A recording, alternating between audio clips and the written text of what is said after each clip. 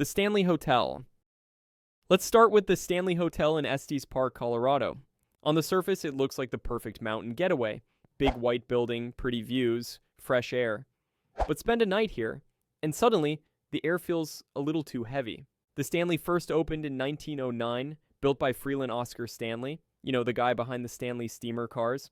The idea was luxury, chandeliers, a grand staircase, mountain views. But over the years, guests kept reporting things you don't usually get at a 5-star hotel, like ghosts.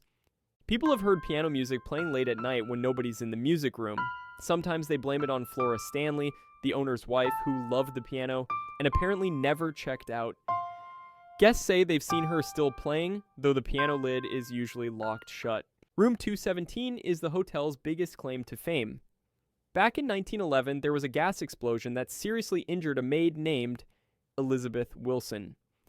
She survived, but guests say she still roams the halls, sometimes unpacking their bags or folding clothes when they leave the room, which honestly is the most helpful ghost you could ask for. But the Stanley's real claim to horror fame came in the 1970s when Stephen King stayed here. He and his wife were the only guests in the hotel that night. Empty hallways, echoing sounds, that eerie something's watching you feeling. King had a nightmare about his son being chased down the halls. That nightmare turned into The Shining. So yeah, you can thank or blame the Stanley for one of the creepiest horror stories ever written. Over the years, the Stanley has built a strange double life. By day, it's a polished historic hotel with weddings and tours. By night, it becomes a stage for whispers, footsteps, and the feeling that you're not as alone as you thought. That mix is what makes the Stanley unique. It's not just haunted, it's active. Guests come for the mountain views, but most leave with a story. Some funny, some chilling, but almost always the kind that keeps the legend alive. Eastern State Penitentiary. Eastern State Penitentiary in Philadelphia isn't just an old prison, it's one of the creepiest places you could possibly walk through. Imagine huge stone walls, echoing hallways, and cell blocks that feel frozen in time. It's the kind of place that already looks haunted before you even hear the stories. It opened in 1829 and was famous, or infamous, for its use of solitary confinement. Prisoners were locked alone in tiny cells for almost 24 hours a day, with just a Bible and their thoughts. No visitors, no contact, no sound. The idea was that isolation would make them repent. Instead, it broke people. So yeah, not exactly a recipe for happy endings. As the years went on, the prison filled with some of the roughest criminals, including Al Capone. His cell was famously nicer than most, furnished with a desk, a rug, even a radio, but even he claimed he wasn't alone in there. Capone told guards that he was haunted by the ghost of a man killed in the St. Valentine's Day massacre. Imagine being one of the most feared gangsters in America, and you're still scared of something invisible. After closing in 1971, the place sat abandoned for years, and that's when the ghost stories really started piling up. Visitors and guards reported echoing voices, footsteps in empty corridors, shadowy figures darting between cells, and loud bangs from places no one was standing. Today, Eastern State is a museum and a Halloween attraction, but walk those cell blocks at night. And you'll get why people call it one of the most haunted spots in America. The crumbling walls, the long, dark hallways, the silence, it all feels heavy, like the building remembers what happened inside. And maybe that's the scariest part. It's not just about ghosts, it's about all the suffering that's soaked into the stone. You don't need to see a shadow figure to feel it. Just standing in that place is enough to remind you that some prisons never really let anyone go. Waverly Hills Sanatorium. If there's one place in America that feels built for a horror movie, it's Waverly Hills Sanatorium in Louisville, Kentucky. The building itself is massive, Gothic looming, with long, echoing corridors. Even if you didn't know the history, you'd take one look and think, yeah, that place is definitely haunted. Waverly Hills opened in the early 1900s, right in the middle of a tuberculosis epidemic. Back then, there was no cure. The hospital was filled with patients wasting away from a disease they barely understood, and thousands died inside those walls. That alone is enough to leave an imprint. The most infamous part of the building, the body chute. When patients died, the staff wanted to remove the bodies without other patients seeing, so they built a long tunnel where the dead could be wheeled out quietly, away from sight. It was practical, but also incredibly grim. Imagine lying in your bed knowing that tunnel was waiting for you. Visitors today report all kinds of strange things. shadows darting across the halls, doors slamming on their own, and voices echoing in empty rooms.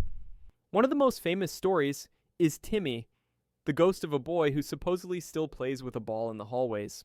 People have brought balls with them, only to watch them roll back like someone invisible gave it a push. Plenty of paranormal shows have investigated Waverly Hills, and they all come back saying the same thing. Something's still there. Whether it's the spirits of the patients, the echoes of suffering, or just the weight of so much death in one place, Waverly Hills has a reputation you can feel as soon as you step inside. And that's what makes it terrifying. The building doesn't need jump scares or monsters. The walls themselves carry the memory of thousands of lives cut short. Waverly Hills is haunted not just by ghosts, but by history. Winchester Mystery House. The Winchester Mystery House in San Jose, California isn't your average mansion. At first glance, it looks like a beautiful Victorian estate, but step inside and suddenly you're in a maze where the architecture feels like it was designed by someone on no sleep and way too much coffee. The story starts with Sarah Winchester, the widow of William Wirt Winchester, heir to the Winchester rifle fortune. After her husband and young daughter died, Sarah inherited a massive sum of money. But with the money came guilt. According to legend, a medium told her she was cursed, that the spirits of everyone killed by a Winchester rifle were after her, and the only way to keep them at bay? Build a house. Not just any house, one that never stops being built. So that's what she did. For nearly 40 years, construction went on non-stop. Carpenters worked around the clock, no real blueprints, no master plan, just Sarah's orders. The result is a house filled with staircases that go nowhere, doors that open into walls, windows in the middle of rooms, and hallways that twist and turn like a puzzle. Visitors swear the place feels off. Cold spots, footsteps in empty hallways, and doors slamming on their own. Some say Sarah herself still roams the house, checking on her endless project. Paranormal teams have called it one of the strangest haunts in America, not because it's packed with ghosts, but because it feels like the whole building is alive. And that's the eerie part. The house itself is the ghost. Every stair to nowhere and every sealed door is a reminder of Sarah's fear and guilt. Was she really haunted by spirits? Or was she haunted by herself? We'll never know. But one thing's for sure. The Winchester Mystery House is less of a mansion and more of a labyrinth of secrets Sarah never escaped. The Bell Witch Cave. The Bell Witch legend is one of the oldest and creepiest ghost stories in America, and it comes out of Adams, Tennessee. It started back in the early 1800s when the Bell family claimed their farm was being tormented by something they couldn't explain. At first it was small stuff, knocking on walls, strange noises in the night, but it escalated fast. The unseen force started pulling hair, slapping people, and even speaking in a voice. The Bells said it cursed them, mocked them, and singled out John Bell, the father of the family, as its main target. According to the legend, the witch hated John so much that she eventually poisoned him, making it one of the only ghost stories where the spirit is blamed for an actual death. Neighbors and visitors swore they saw strange shapes, heard disembodied voices, and witnessed violent outbursts in the Bell home. Even Andrew Jackson, the future U.S. president, was said to have visited the farm. The story goes he left in a hurry, declaring, "I'd rather fight the British than the Bell Witch." Today, the Bell family farm is long gone, but the cave near their old property is still around. People who visit report hearing whispers in the dark, feeling like they're being touched, and even seeing shadows move. Locals warn against provoking the spirits, saying the Bell Witch doesn't take kindly to being mocked. And that's the thing.